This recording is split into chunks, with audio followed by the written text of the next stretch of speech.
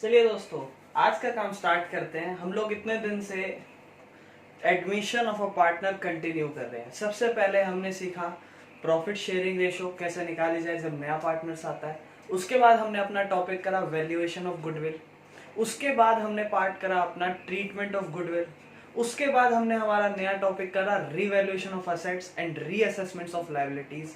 और अभी तक हम फुल फ्लैप क्वेश्चन नहीं कर सकते। एक लास्ट टॉपिक और है जो है distribution of accumulated profit and loss and reserves. इस टॉपिक को कंप्लीट करने के बाद हम लोग अपने फुल फ्लैप क्वेश्चंस पर कंटिन्यू कर लेंगे। अब मतलब इतना सारी चीज सीखने के बाद तब भी हमें फुल फ्लैप क्वेश्चंस की बहुत प्रैक्टिस करनी होगी। तभी भी अगर आप करने बैठो तो भी आप नहीं कर पाओगे। मतलब मैं यूं नहीं बोल रहा, आपको डिमोटिवेट नहीं कर रहा, बट एक चीज है कि आप इतना भी कर लोगे ना तो भी आप मतलब वहां पे कंफ्यूज होगे कि ये क्या है, ऐसा क्या है, क्योंकि वो सारी चीज अब एक साथ से आपके सामने आएंगी। तो पहले इन सारी वीडियोस को अच्छे से समझ लेना, सारे कंसेप्ट अच्छे से समझ लेना।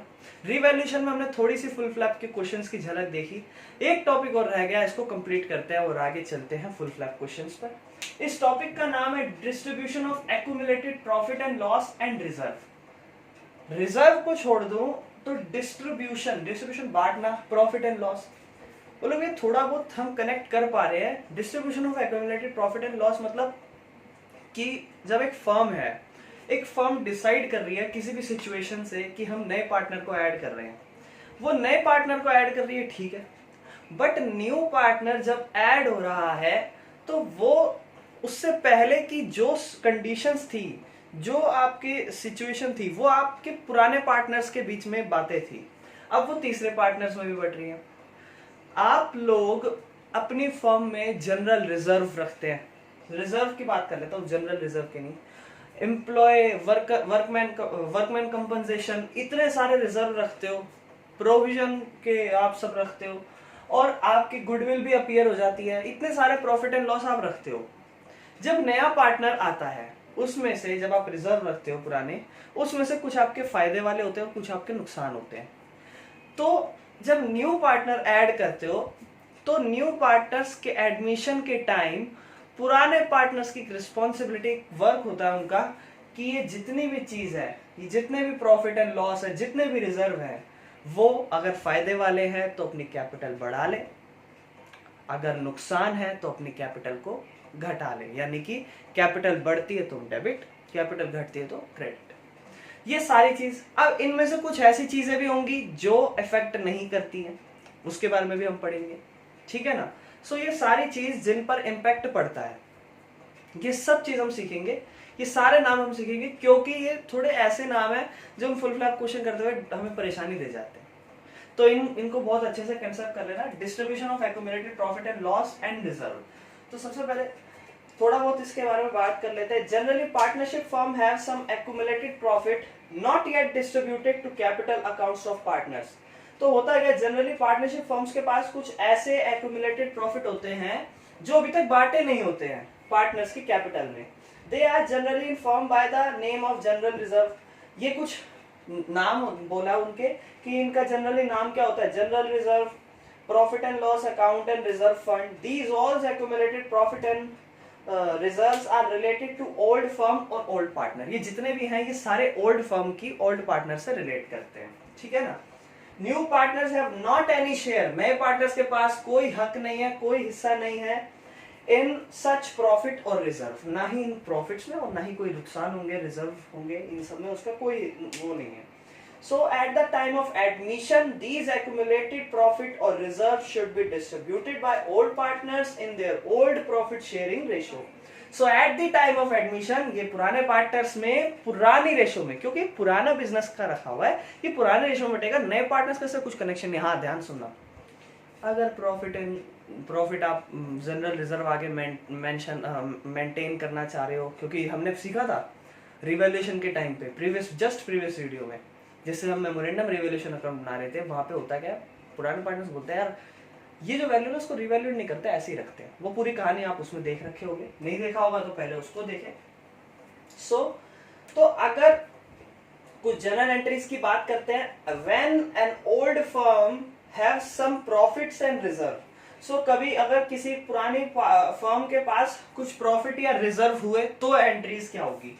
सो अगर प्रॉफिट एंड लॉस अगर मतलब रिजर्व हुआ तो क्या होगा, अच्छा ध्यान से खुद ही सोच लो, कुछ किसी भी तरीके का रिजर्व हो सकता है वो, तो होगा क्या।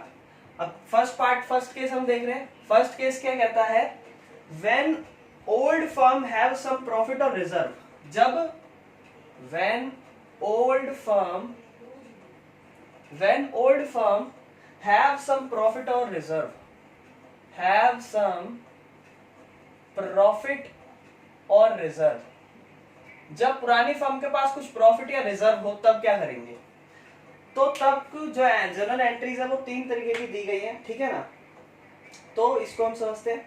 सो 3 तरीके की जो भी है, अच्छा कुछ भी नाम है उसका, मान लो उसका नाम प्रॉफिट एंड लॉस करके है ना, या वो जनरल रिजर्व है या प्रोविडेंट फंड, जो भी रिजर्व है किसी भी तरीके का, वो पूरा क्या हो जाएगा, डेबिट हो जाएगा। अब ध्यान से सुनना। अच्छा आपने बेसिक 11th में भी देख रखा होगा थोड़ा बहुत असेट्स लायबिलिटीज में, कि जो भी बैलेंस शीट होती थी उसमें आपने जनरल रिजर्व बहुत देखा होगा, है ना। जनरल रिजर्व कहाँ होता था, थोड़ा आइडिया है, वो लायबिलिटी साइड में होता था। क्यों, क्योंकि पुराने पार्टनर्स का जो फायदा होता है ना, वो क्या करते हैं कि इसको ना हम अपने प्रॉफिट में लायबिलिटी की तरफ रखते हैं कि ये फर्म को कल को हमें देना है, ठीक है ना, ये रिजर्व, ये हमारा रिजर्व है, हम कंपनी के बुरे वक्त के लिए या अपने खुद के बुरे वक्त के लिए संभाल के रख रहे हैं, कल को जरूरत पड़ेगी आके ले जाएंगे अपने अपने हिस्से में।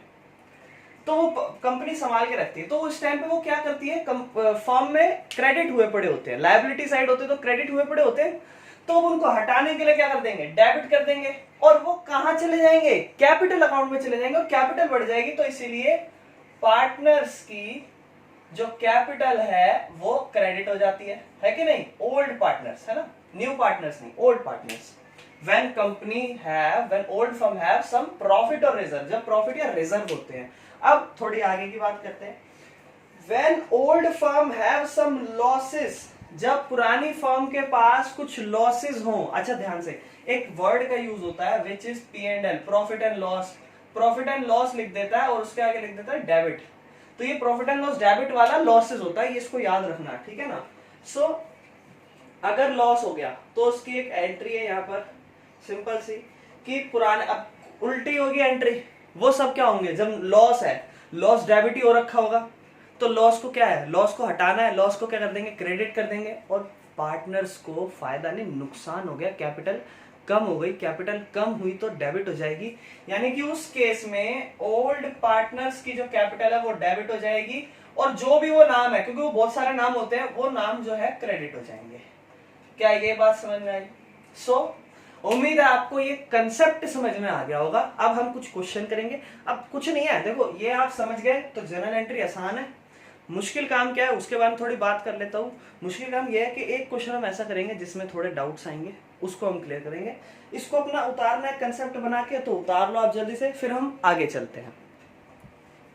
तो चलिए एक क्वेश्चन बिल्कुल छोटा सा उसको स्टार्ट करते हैं। इस क्वेश्चन में है at the time of C's admission, C को ऐड कर रहे हैं, books of A and B should आ जनरल रिजर्व। तो उनके पास एक जनरल रिजर्व है 10,000 रुपए का, ठीक है ना, यानी कि eight the time of admission general reserve पाया गया 10,000 रुपए का, ठीक है। और भी बात कर लेते हैं, general reserve of 10,000 and profit and loss, जिसके ब्रैकेट में लिखा डेबिट बैलेंस। अगर सिर्फ प्रॉफिट एंड लॉस भी लिखा हुआ आ जाए तो इसका मतलब वो लॉस होता है, ध्यान रखना। प्रॉफिट एंड लॉस जिसको डेबिट बता रखा है, एंड इसका अमाउंट जो है विच इज 3,000, ठीक है ना। And next amount is deferred advertisement expense, ध्यान रखना, deferred expense of advertisement, deferred advertisement expense which is of, यानी कि एक्सपेंस ही है, विच इज ऑफ 2,000। सो ये 3 चीजें दी और बोलता है इसकी जनरल एंट्रीज करें। जनरल एंट्रीज के बाद आप इनको शिफ्ट भी करते हैं, लेजर अकाउंट में तो आसान है शिफ्ट करना, तो जनरल एंट्री बनाते हैं, बहुत आसान है, एक एक करके बना लो। सबसे पहले कोशिश करना कि आपके पास, देखो क्वेश्चन में बहुत सारी चीजें हो सकती हैं, तो आप क्वेश्चन में सबसे पहले ढूंढ लेना कि सारे फायदे कौन से, फायदों की एक जनरल एंट्री और नुकसान की एक जनरल एंट्री। तो फायदे भैया यहाँ पर सिर्फ एक ही है, जिसमें पार्टनर्स के कैपिटल क्रेडिट होने वाली है, और इन दोनों में पार्टनर्स की कैपिटल डेबिट होना है, लेकिन इन दोनों को एक साथ एडजस्ट कर लेंगे और इसको एक साथ एडजस्ट कर लेंगे। तो जनरल रिजर्व लायबिलिटी साइड होता है, ये आपको पता है, वो अब क्या हो जाएगा, डेबिट हो जाएगा, वो हो जाएगा जनरल रिजर्व अकाउंट डेबिट, जो कि था 10,000 रुपए का।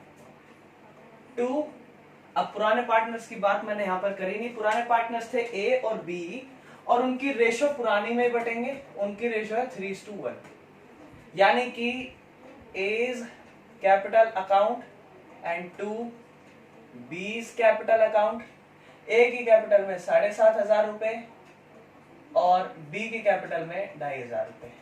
नरेशन क्या होगी, narration distribute the general reserve in partners old ratio, या फिर distribute the general reserve in the old partners towards the old partners in old ratio, old firm ratio, ठीक है ना।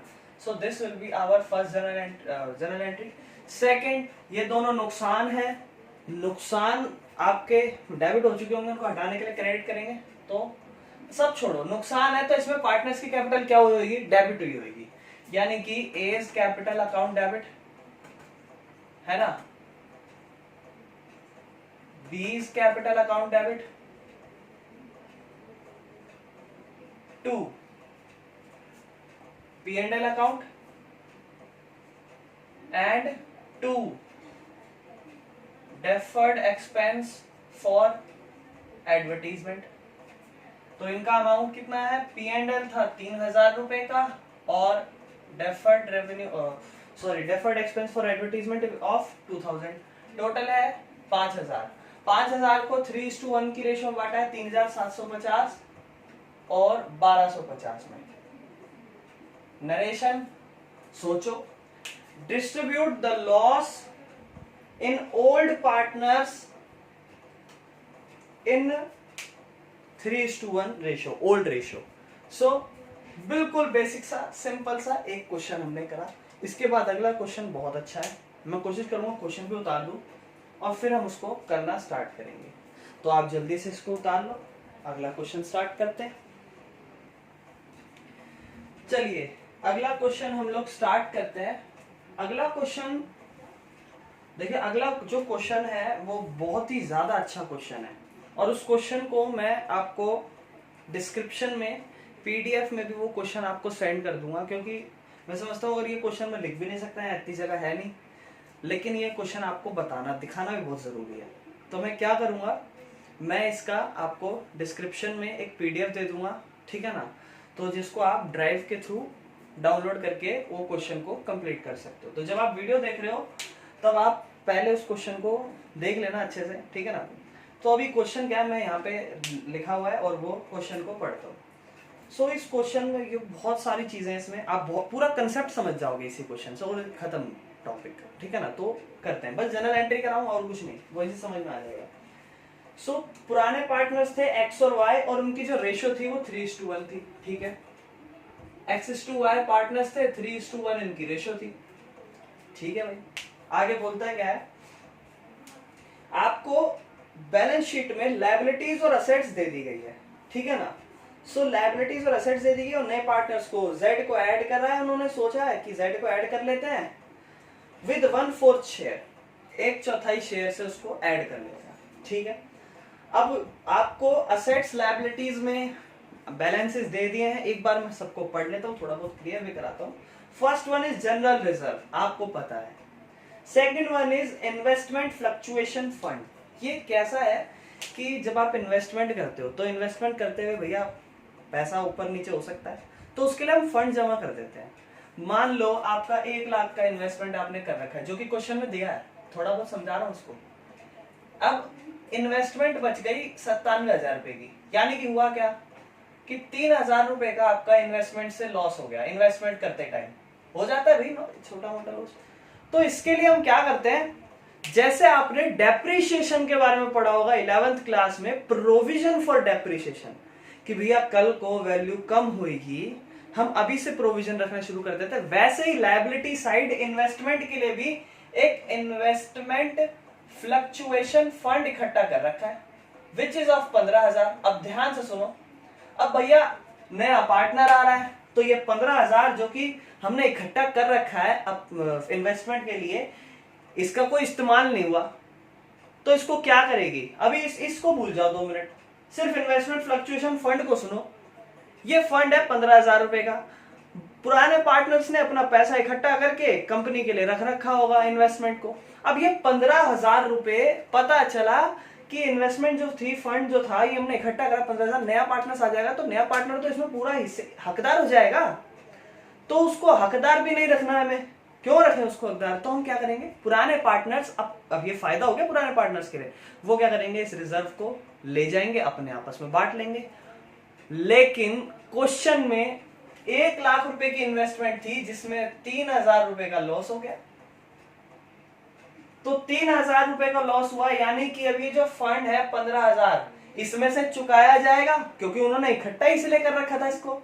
तो 15,000 में से 3,000 रुपए हम जो माइनस करेंगे वो इन्वेस्टमेंट का करेंगे, क्योंकि इसलिए तो इकट्ठा करा था पैसा, और बचा कितना, 12,000। ये 12,000 क्या हुआ, ये अब पुराने पार्टनर्स का फायदा हुआ। अब इसमें जो हकदार है वो 12,000 में वो पुराने पार्टनर्स है।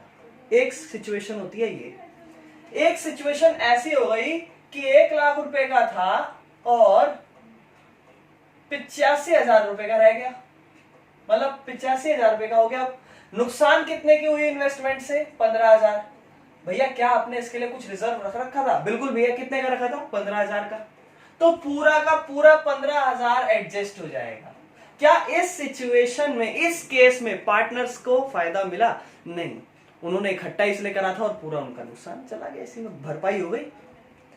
अगर तीसरा सिचुएशन लाया मैं, अगर 1 लाख रुपए का था, अब हो गया 50,000 रुपए का, अब हो गया 50,000 रुपए का, तो क्या करेंगे भैया, कितने का नुकसान हो गया, 50,000 रुपए का। ये 50,000 रुपए का नुकसान हुआ, बचा 50,000 का, यानी कि 50,000 का नुकसान हो गया।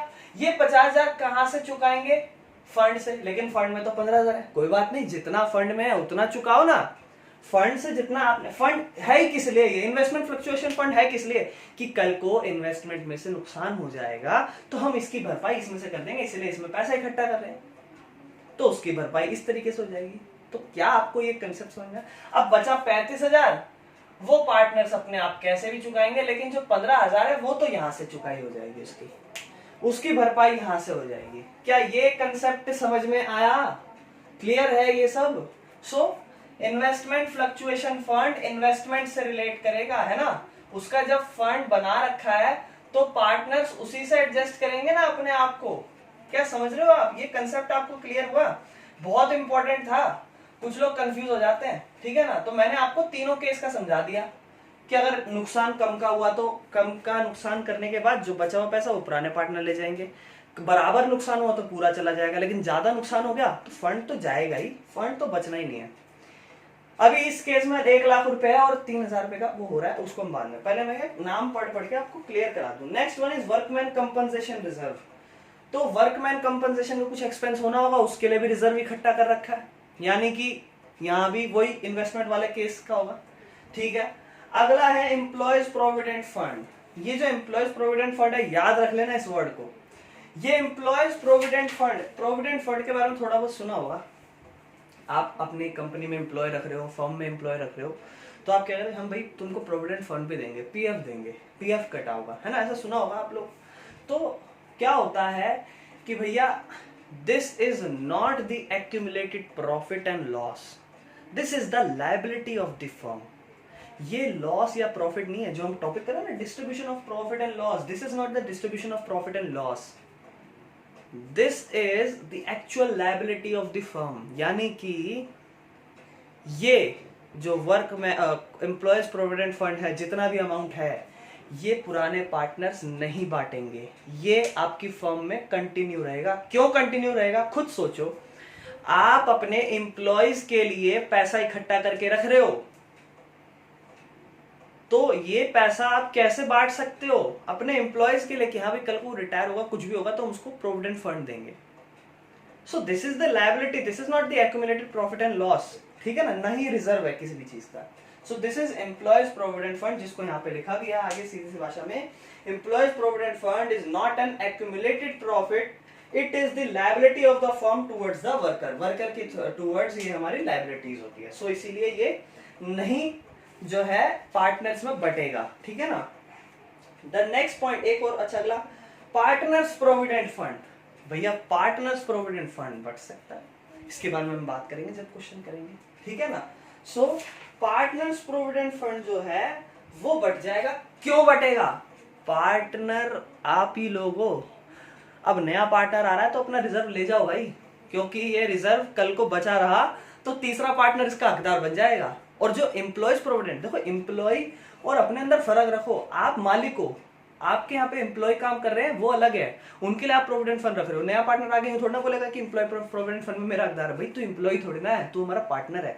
लेकिन पार्टनर प्रोविडेंट फंड रखोगे तो वहां प्रॉब्लम हो सकती है कि भैया मैं भी तो हूँ, मेरे को भी तो provident fund, partners provident fund, so उसको तो हम बांट लेंगे, ठीक है ना। वर्ड्स को पहचानना, एक एक वर्ड लिख लेना इनको अगर आपको प्रॉब्लम दी हो। अगला वर्ड है प्रोविजन फॉर डेप्रिसिएशन। अब इसका भी हम समझते हैं, देखो जैसे हमने प्रीवियस पार्ट्स में बात करी वैसे ही बताता हूँ। Provident fund, provision for depreciation के लिए क्या बोलता है?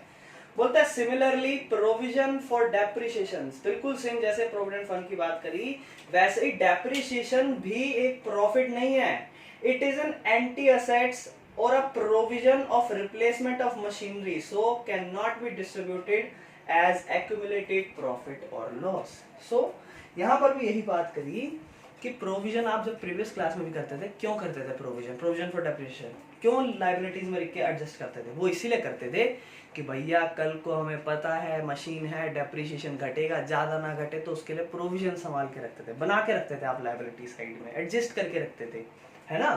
तो ये भी एंटी एसेट्स है एक तरीके से, तो ये जो है एक्यूमुलेटेड प्रॉफिट लॉस नहीं हो सकता, ये आप मशीनरी के लिए संभाल के रख रहे हो, ये रहेगा, ठीक है ना। अच्छा, ये हमारी सारी लायबिलिटी थी। असेट्स में प्रॉफिट एंड लॉस लिखा है, यानी कि नुकसान है, profit and loss, profit and loss कहीं भी लिखा हुआ आ जाए नुकसान है। एडवर्टीजमेंट एक्सपेंडिचर नुकसान है, प्रीलिमिनरी एक्सपेंस नुकसान है। नेक्स्ट वर्ड इन्वेस्टमेंट बोला, इन्वेस्टमेंट असेट्स का हिस्सा है, इसमें तो कोई आप बोलना भी मत कि ये तो असेट्स है, इसमें नहीं। एक बात और करी गई है यहाँ पर प्लांट की, उसके बारे में मैं बात अभी कर लेता हूँ। देखो प्लांट की कॉस्ट लिखी है, मैं बात कर रहा हूँ प्लांट की। प्लांट एसेट्स में लिखा है 2 लाख, ठीक है, बहुत अच्छे से सुनना। और यहीं पर इन्वेस्टमेंट की भी बात कर लेता हूं मैं। इन्वेस्टमेंट की वैसे मैं कर चुका हूं, इन्वेस्टमेंट इज ऑफ 1 लाख। हुआ क्या था इन्वेस्टमेंट में, 3,000 रुपए की इन्वेस्टमेंट कम हो गई थी, यानी कि 97,000 की इन्वेस्टमेंट बची थी। ये 3,000 आपने कहां से एडजस्ट करा? बोला भैया हमने लायबिलिटी में देखा इन्वेस्टमेंट फ्लक्चुएशन फंड है, यानी कि ये वहां से एडजस्ट होगा, है ना। अब यहाँ प्लांट है 2 लाख, प्लांट की वैल्यू क्या है देखो ध्यान से, बोला प्लांट रिवैल्यूड एट 1,50,000, प्लांट को रिवैल्यू कर दिया, मतलब प्लांट का रिवैल्यूएशन करा तो पता चला नई वैल्यू है 1.5 लाख, तो कितना प्लांट की वैल्यू कम हुई?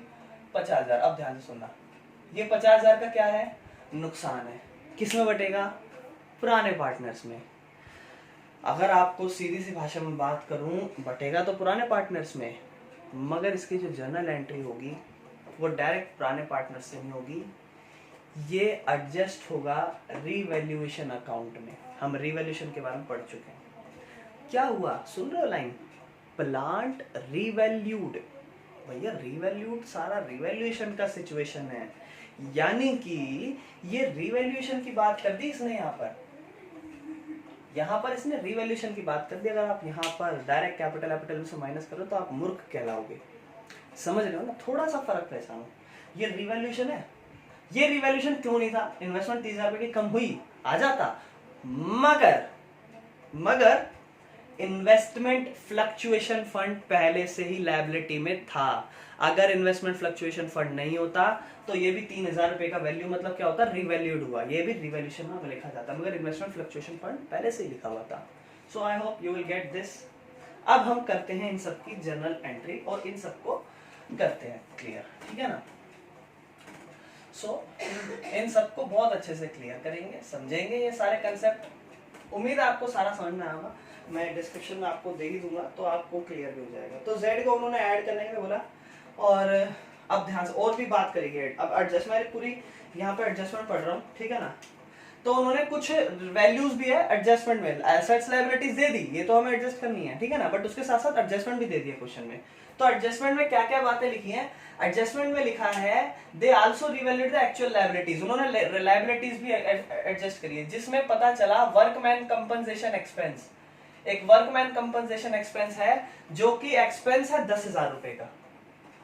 अभी बाद में बात करते हैं, पहले उतार दो। तो उसके बाद and market value of investment, जो मार्केट वैल्यू है इन्वेस्टमेंट की, market value of investment is 97,000 and plant revalued at, plant जो है रिवैल्यूड हुआ है एट 1.5 लाख। ये सारी एडजस्टमेंट में है। एक्चुअल एसेट्स एंड लायबिलिटीज आपको पूरा फॉर्मेट में दी गई है, ठीक है ना। तो आपको बोलता है कि जर्नल एंट्रीज करो एडमिशन के टाइम पे। तो ये अब हम सबसे पहले हमारी एसेट्स और लायबिलिटीज को देखते हैं। तो भैया लायबिलिटीज से मैं स्टार्ट कर रहा हूँ। लायबिलिटीज में सबसे ऊपर लिखा है जनरल रिजर्व, जो कि है जनरल रिजर्व आपका which is the cost of at 20,000 रुपए, और उनकी रेशियो 3:1 है। जनरल रिजर्व 20,000, ठीक है। और उसके साथ साथ क्या लिखता है जनरल रिजर्व के नीचे है, बस अभी जनरल रिजर्व की बात कर रहा हूँ, ठीक है ना। क्या कर रहा हूँ, चाहो तो सारी एंट्रीज को आप एडजस्ट करके कर सकते हो, मगर मैं सारी एंट्रीज आपको अलग कराता हूँ। क्यों अलग करा रहा हूँ? क्योंकि भैया ये जो सिचुएशन है ना, ये बहुत गड़बड़ाई वाली सिचुएशन है, बहुत कंफ्यूजन होने वाली है आपको, ठीक है ना। तो हर एक एंट्री जनरल रिजर्व कैसे एडजस्ट होगा, चलिए जनरल एंट्री हम यहाँ बनाते हैं। चलिए सो जो फर्स्ट एंट्री हमारी होने वाली है which is of general reserve, 20,000 रुपए का है, सिंपल है, कोई परेशानी नहीं है। जनरल रिजर्व हमारा फायदा है, यानी कि कैपिटल बढ़ चुकी होगी किसकी, एक्स की, 2x कैपिटल 2y कैपिटल, कितना 20,000। 20,000 को 3:4 रेशो में मैं 15 जो 5 होगी, सो हाँ जी, तो 15,000 और 5,000 में बटी होगी 3:1 पुराने रेशो में, और क्या हुआ जनरल रिजर्व डेबिट हो गया 20,000 रुपए से। चलिए एक एंट्री तो खत्म हुई, नरेशन आप लिख ही लोगे, ठीक है ना। सेकंड, नेक्स्ट लायबिलिटीज में लिखा है इन्वेस्टमेंट फ्लक्चुएशन फंड के बारे में। इन्वेस्टमेंट फ्लक्चुएशन फंड है जो कि है 15,000 रुपए का, यहां मैं लिख रहा हूं investment, second one is investment fluctuation fund है 15,000। क्या एडजस्टमेंट में इन्वेस्टमेंट फ्लक्चुएशन फंड की कुछ बात की गई है? बिल्कुल की गई है, 97,000 इन्वेस्टमेंट की। असेट्स में इन्वेस्टमेंट कितनी की है? इन्वेस्टमेंट थी 1 लाख रुपए की, अब उसको रिवैल्यू करा तो पता चला 97,000 रुपए की हो गई। अभी मेरी एक बात ध्यान से सुनना जो मैं करने वाला हूं, अगर क्वेश्चन में ये नहीं होता, इन्वेस्ट फंड नहीं होता इन्वेस्टमेंट का, तो ये जो हुआ है ना 1 लाख रुपए की इन्वेस्टमेंट 97,000 रुपए की हो गई, ये रिवैल्यूएशन में जाता और इसमें आपको कोई परेशानी भी नहीं होगी। मगर फंड है यहाँ पर, तो अब इसका वर्किंग नोट बनाते हैं और अच्छे से समझते हैं। एक्चुअल इन्वेस्टमेंट 1 लाख रुपए की थी, अभी कितने रुपए की हो गई है? 97,000 रुपए की। कितना रुपया कम हुआ? 3,000 रुपए। ये 3,000 क्या है? ये एक्सपेंस है। और ये लायबिलिटीज में दिया क्या है? ये दिया है investment fluctuation fund, which means कि कल को इन्वेस्टमेंट का कोई भी नुकसान होगा वो हम इसमें से एडजस्ट करेंगे। क्या नुकसान हुआ आज? बिल्कुल हुआ। अगर नुकसान नहीं हुआ होता तो ये पूरा 15 का 15,000 जैसे जनरल रिजर्व बटा है वैसे ही इनके पूरा का पूरा 15,000 पुराने पार्टनर से बट जाता। क्या अभी पूरा 15,000 बटेगा? नहीं। कितना बटेगा? कुछ कम बटेगा। वो कितना कम? भैया नुकसान माइनस करेंगे, अगर कुछ पैसा बचा तो ही वो पुराने पार्टनर्स में बटेगा, है ना। यानी कि 3,000 रुपए का एक्सपेंस है, तो एक्चुअल फंड कितना है जो पार्टनर्स में बटेगा वो कितना है? 12,000 रुपए। क्या ये बात समझ में आ रही? अब इसकी जर्नल एंट्री बहुत अच्छे से समझना, बहुत ज्यादा अच्छे से। तो भैया फंड कितने रुपए का है पहले आप वो लिखो, ठीक है ना, क्योंकि वो अभी आपका पूरा खत्म कर रहे हो आप। Investment fluctuation fund account debit which is of 15,000। सबसे पहला काम ध्यान सुनो ना एंट्री में। नेक्स्ट पार्टनर्स, अच्छा अभी 15,000 का था जिसमें से नुकसान हो गया कितने रुपए का? 3,000 रुपए का। तो ये 3,000 रुपए क्या होंगे? Adjust. Investment fluctuation fund account debit to investment, क्योंकि 3,000 रुपए की इन्वेस्टमेंट घट गई। इन्वेस्टमेंट घटती है तो क्रेडिट होती है। Investment fluctuation account debit to investment 3,000, मगर बचा कितना? 12,000। ये 12,000 क्या होगा? पुराने पार्टनर्स में बट जाएगा विद द पुरानी ratio to X capital account to Y's capital account. 12,000 है, 9,000 और 3,000 में बढ़ जाएगा शायद। सो दिस इज, क्या ये पूरी बात समझ में आई? क्या ये पूरा इन्वेस्टमेंट फ्लक्चुएशन फंड का एडजस्टमेंट समझ में आया? 15,000 का फंड था, पूरा बटना चाहिए था, पता चला कि इन्वेस्टमेंट से कुछ नुकसान भी हुआ है। वो नुकसान था 3,000, तो उसको इन्वेस्टमेंट को 3,000 हमने क्रेडिट कर दिया। इन्वेस्टमेंट बढ़ती है तो डेबिट होती है, घटती तो क्रेडिट करके दिखा दिया 3,000, और बचा हुआ पैसा उनको दे दिया पुराने पार्टनर्स को। क्या ये समझ में आया? इन्वेस्टमेंट फ्लक्चुएशन फंड के बारे में बात करता है वर्कमैन कंपनसेशन रिजर्व, जो कि है 25,000। This was working note 1। Workman compensation reserve की बात करता है, बोलता है 25,000 रुपए का। भैया अगर कोई नुकसान ना हुआ हो तो ये पूरा 25,000 लायबिलिटीज थी, यानी कि पार्टनर्स ने इकट्ठा करा था, ये पूरा का पूरा 25,000 पुराने पार्टनर्स में बढ़ जाएगा। क्या एडजस्टमेंट में कुछ वर्कमैन कंपनसेशन का कुछ है? ये रहा है, यानी कि थोड़ा बहुत कुछ गड़बड़ाहट है, यानी कि पूरा का पूरा 25,000 नहीं जाने वाला। पढ़ते हैं क्या है? तो भैया पता चला कि वर्कमैन कंपनसेशन रिजर्व हमने जो इकट्ठा कर रखा था, पुराने पार्टनर से जो इकट्ठा कर रखा था, वो 25,000 रुपए था। लेकिन पता चला कि वर्कमैन जब इकट्ठा करा ना, तो वो इसलिए इकट्ठा करा होगा कि कल को नुकसान होगा, तो नुकसान एडजस्ट कर लेंगे इससे। तो पता चला कि वर्कमैन कंपनसेशन जो एक्सपेंस हुआ है वो 10,000 रुपए हुआ है। आपने कितना इकट्ठा करा था?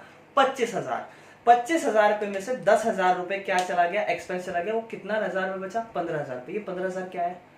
ये 15,000 प्रॉफिट है। किसका? पुराने पार्टनर्स का, बिल्कुल जैसे पहले एडजस्ट करा था। वर्कमैन कंपनसेशन रिजर्व है, workman compensation reserve account debit कितना? 25,000। अब वर्कमैन कंपनसेशन नुकसान हो गया तो वर्कमैन कंपनसेशन लिखेंगे, वर्कमैन कंपनसेशन अकाउंट। एक्सपेंस लिखना, रिजर्व मत लिख देना। कितना?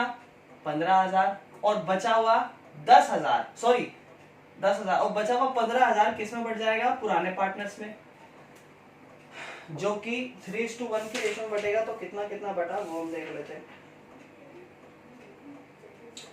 11,250 और 3,750 to X capital to Y's capital. 11,250, 3,750। उम्मीद है आपको ये समझ में आया होगा। आगे चलते हैं। अगली बात लिखी है यहाँ पे, एम्प्लॉयज प्रोविडेंट फंड क्या बटेगा? नहीं बटेगा, बात पहले ही बता चुका हूँ। Next one is provident partners provident fund. क्या बटेगा? बिल्कुल बटेगा। पार्टनर्स का है, नया पार्टनर आ गया तो नया पार्टनर हिस्सेदार हो जाएगा इसमें। सो ये क्या होगा? बढ़ जाएगा। Partners provident fund account debit to X capital to Y's capital. कितने रुपए का है ये? Which is of 20,000। 20,000 है, 15,000 और 5,000 में बढ़ जाएगा। आगे चलते हैं। Next one is provision for depreciation. क्या बटेगा? नहीं बटेगा। क्या समझ में आया? अब असेट साइड है, अब यानी कि सारे नुकसान होंगे अभी। तो भैया पहला नुकसान है provision profit and loss account, दूसरा नुकसान है एडवर्टीजमेंट अकाउंट, तीसरा अकाउंट नुकसान है प्रीलिमिनरी एक्सपेंडिचर। यानी कि सारों को एक साथ ही एडजस्ट कर लेता हूँ। तो यहाँ पर मैं एडजस्ट कर रहा हूँ, ठीक है ना। अच्छा, बात की गई है प्लांट की भी, और प्लांट की एडजस्टमेंट है बिल्कुल। क्या प्लांट के लिए कोई रिजर्व था? नहीं था। प्लांट के लिए कोई रिजर्व नहीं था। यानी कि ये जो प्लांट है 2 लाख का जो 1.5 लाख हो गया है, ये 50,000 रिवैल्यूड हो गया है, यानी कि पूरा रिवैल्यूशन अकाउंट में जाएगा। तो रिवैल्यूशन की अकाउंट एंट्री भी मान लो जरा यहाँ पे। तो भैया 1.5 लाख रुपए कम हुआ है। अब जब हम रिवैल्यूशन करते थे, नुकसान होता था, तो प्लांट क्या हुआ? कम हो गया। तो प्लांट क्रेडिट हो गया होगा। असेट्स कम होती तो डेबिट क्रेडिट हो जाती है। कितने से? 50,000 से कम हो गया होगा, और 50,000 किस में ऐड हो गया होगा? रिवैल्यूशन अकाउंट डेबिट में। रिवैल्यूशन हम कर चुके हैं, तो एक बार उसको जरा समझा दिया। अभी इसकी बात कर लेते हैं। क्या क्या एक्सपेंस है? प्रॉफिट एंड लॉस एक्सपेंस है। तो ये सारे एक्सपेंस जो है क्रेडिट साइड आते हैं, क्योंकि पार्टनर्स की कैपिटल अब क्या होंगी? डेबिट। क्या? X capital account debit, Y's capital account debit. नुकसान क्या है? Profit and loss account, deferred advertisement expense and preliminary expense. So ये सारे अकाउंट इस तरीके से एडजस्ट होंगे। उम्मीद है ये पार्ट आपको समझ में आया होगा। इसका भी कुछ क्वेश्चन रह गया है, एक आध अच्छा वाला, जिसको मैं अभी यहाँ डिस्कस नहीं करा, नेक्स्ट वीडियो में मैं, या फिर इसी, अभी मैं सोच रहा हूँ कि इसी में आपको करा दूँ। चलिए कोई नहीं, नेक्स्ट वीडियो में उसको हम कंप्लीट कर लेंगे। अभी बहुत लंबी वीडियो हो गई है और मैं थक भी गया इसको कंटिन्यू करते हुए। सो उम्मीद है आपको समझ में आया होगा ये टॉपिक कि किस तरीके से हम ये सारे रिजर्व्स और एक्यूमुलेटेड प्रॉफिट और डिस्ट्रीब्यूशन करते हैं, accumulated profit and loss and reserve का। I hope you will get what I have done. So thank you.